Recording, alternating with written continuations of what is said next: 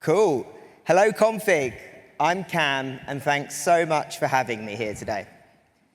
Throughout my career, I've been lucky enough to work on some of the biggest design systems in the business. Most of you probably know my work from Wise here, where we shipped this amazing new design system, entirely rethought from the ground up, to be deliberately different, universally accessible, and work the world over. We shipped to 160 countries in one big bang, bringing the entire system to everyone, everywhere, overnight.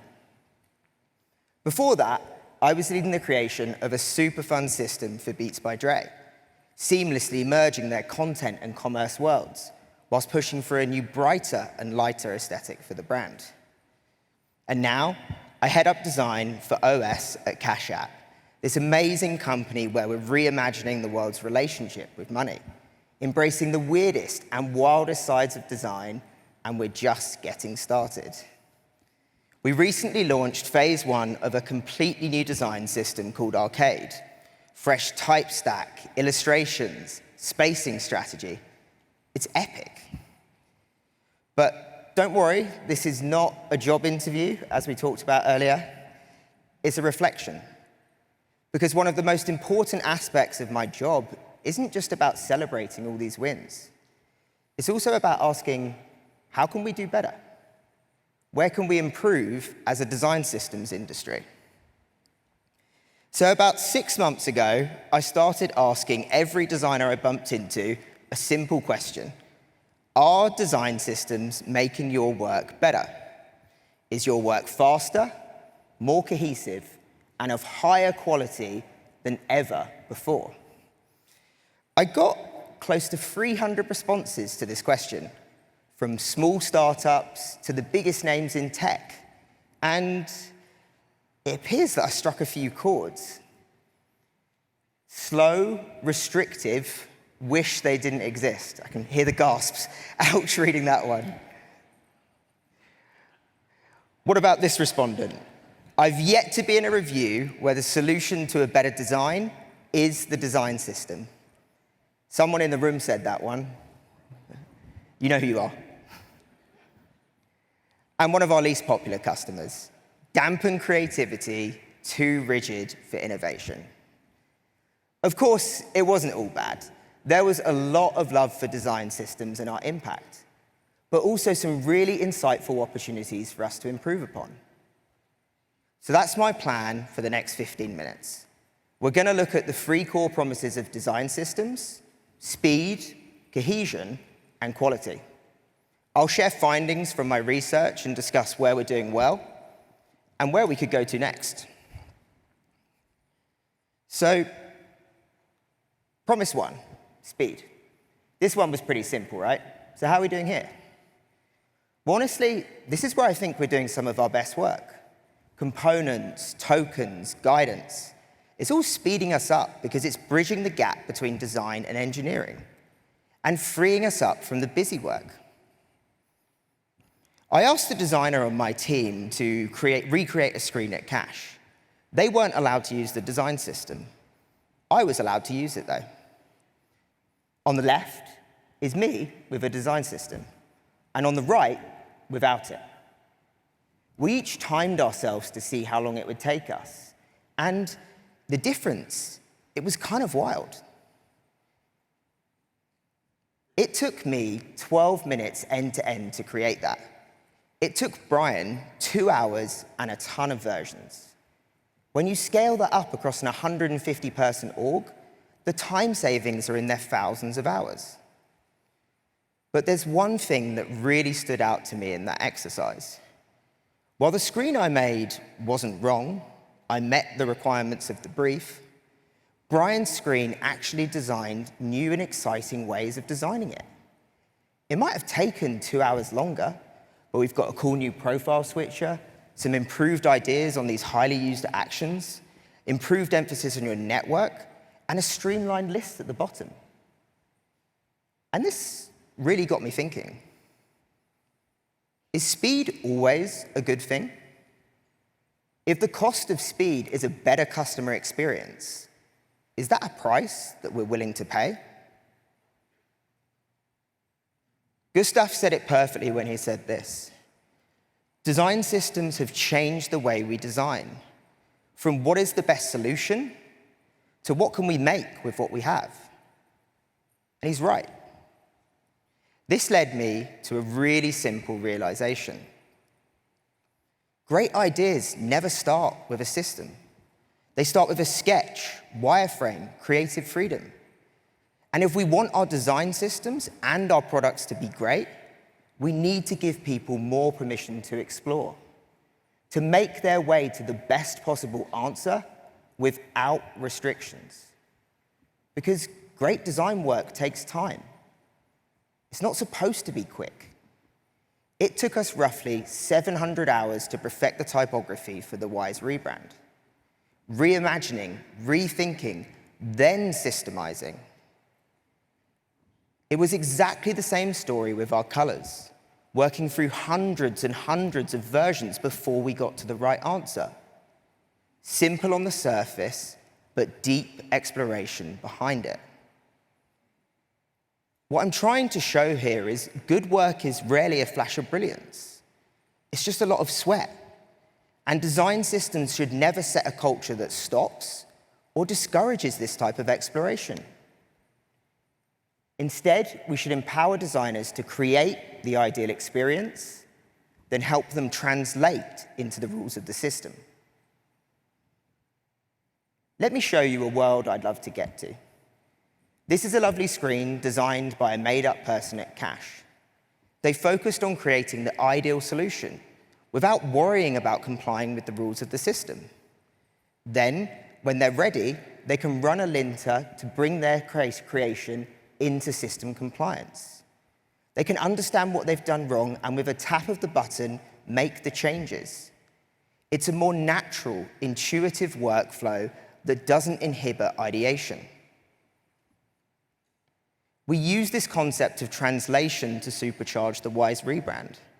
Our resident tooling pro Guso built amazing plugins to translate old screens into new ones, maintaining the underlying UX, then translating screens at scale. To me, this shows design systems don't need to limit the creative process. We can be amplifiers and enablers of it. And speed should never come at the cost of great ideas.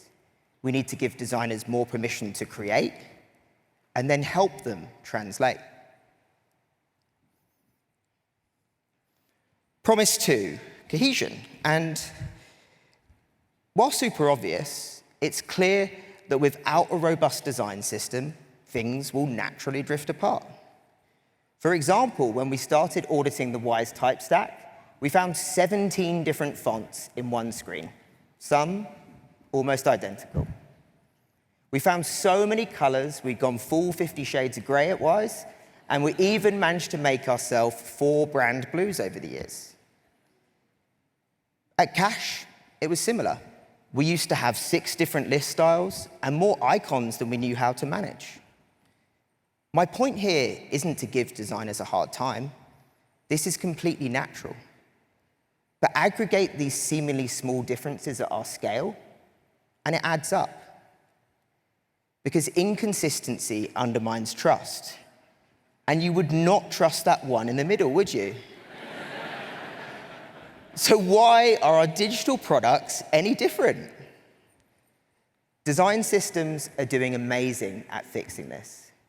They can translate uncohesive, inconsistent screens like this into rich, unified screens like this. Nothing here changed in the underlying UX.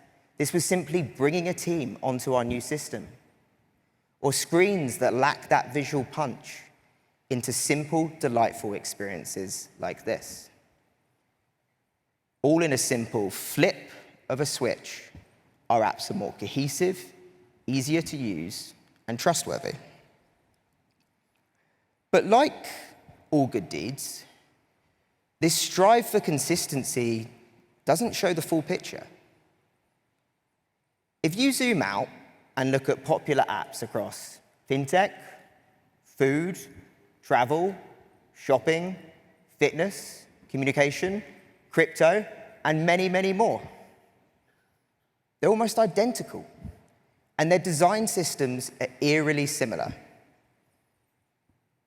It's clear to me we're stuck in a sea of sameness, and design systems have been accelerating this trajectory at an alarming rate. Our strive for consistency is coming at the cost of commodification. Every app now looks and feels the same. And while some people think this is fantastic, it terrifies me. Because how something makes you feel and what it says about you matters a lot in digital product design. Every one of these apps offers an almost identical service, but the emotional reaction you get from seeing those companies up there is probably wildly different. So why should their designed representation be the same? Well, it shouldn't. We cannot continue to conflate consistency as a complete lack of expression.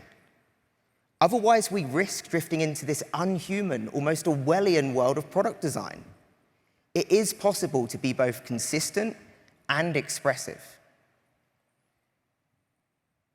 If we want to step away from this commoditized landscape, we need to find ways to represent new ideas in our systems, expand the perception of design systems, to express emotion, identity, storytelling. We need to be deliberately different. Not to be disruptive, but because every company believes in a different way of doing things. Because Lash summed it up so perfectly. And today, we're falling short as an industry. So how can we deliver on this change? Well, let me show you a few examples. This was the start of our headline font at Wise. We serve millions of customers around the world and wanted a way to represent that.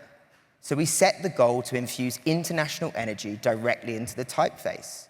We studied signage, imagery, fonts to find a way to make the font feel global. It took so much experimentation, testing, ideation to get the right balance of both the function and the feeling. But it was worth it. The font breathes life and uniqueness into the system and brings that subtle splash of international energy to what might otherwise have been boring product screens. It was exactly the same with our tapestries. We looked at customer movements across the globe, then pulled imagery, colors, textures from places, patterns, and banknotes, creating this distinctive asset that brings life and energy to every part of our system.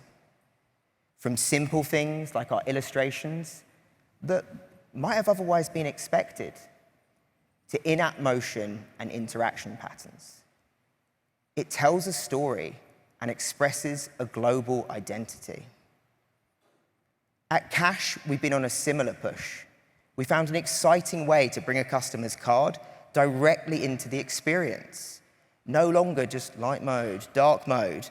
When a customer buys a hot pink card, they can switch their app theme to hot pink mode. Yes. It's sick. It's different, and it's creating an emotional connection with customers. Because what's different gets remembered, and what's remembered wins. So design systems should always strive for consistency, but never at the cost of commodification. We need to find new ways to represent new ideas in our systems, delivering on both the function and the feeling. Because today, we're just too functional. I left the tough promise till last, quality. And of all the promises of design systems, quality is quite easily the hardest to define, yet probably the most used word, phrase, design feedback in our industry. We've all heard it, right? Just make it better quality. It's often contextualized as a list of principles, slightly altered from Didier Rams, clear, valuable, intentional, or perhaps adapted from Maslow's hierarchy of needs, stability, performance, precision. Or one of my personal favorites from my old boss, Josh, exceeding expectations, an experience so good it goes beyond what a customer thought was possible.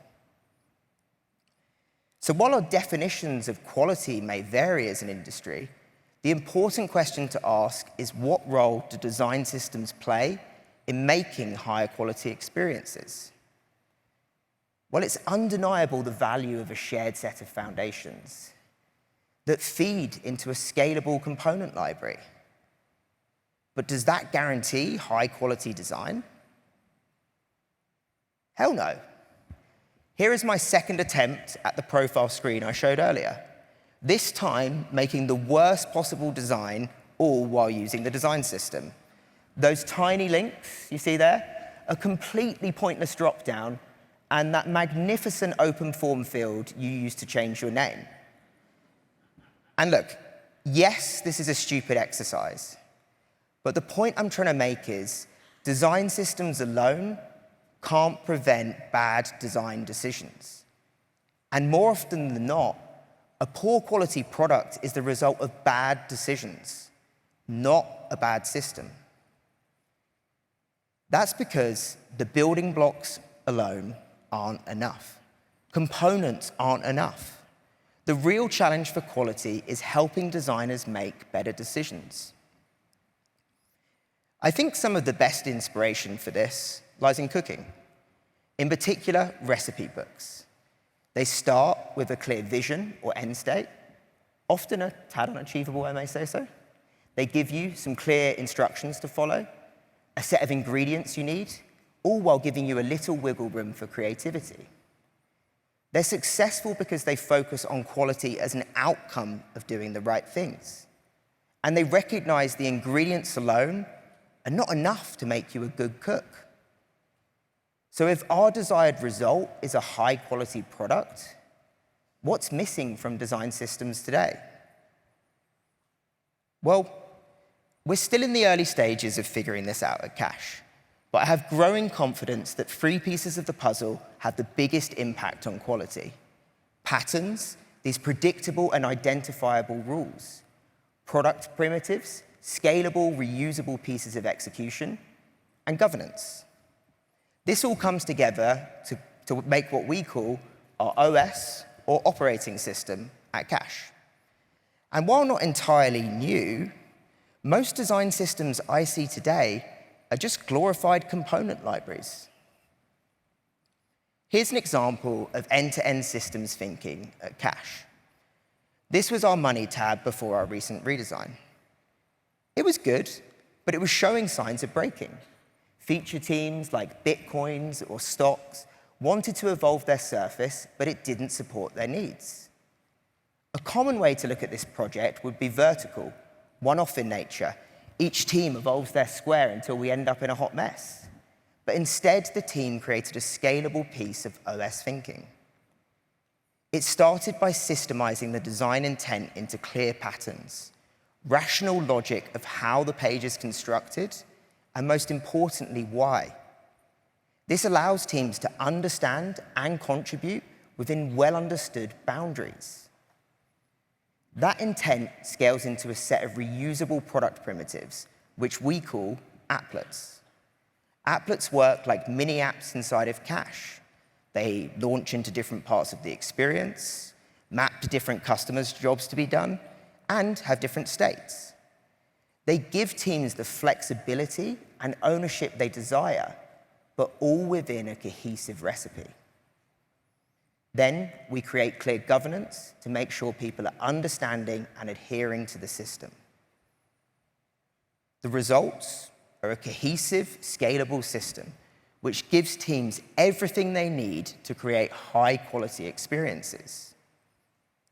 So, while we're still searching for the silver bullet on quality, I do know that high-quality products are often the result of a clear vision, great ingredients, and great decisions.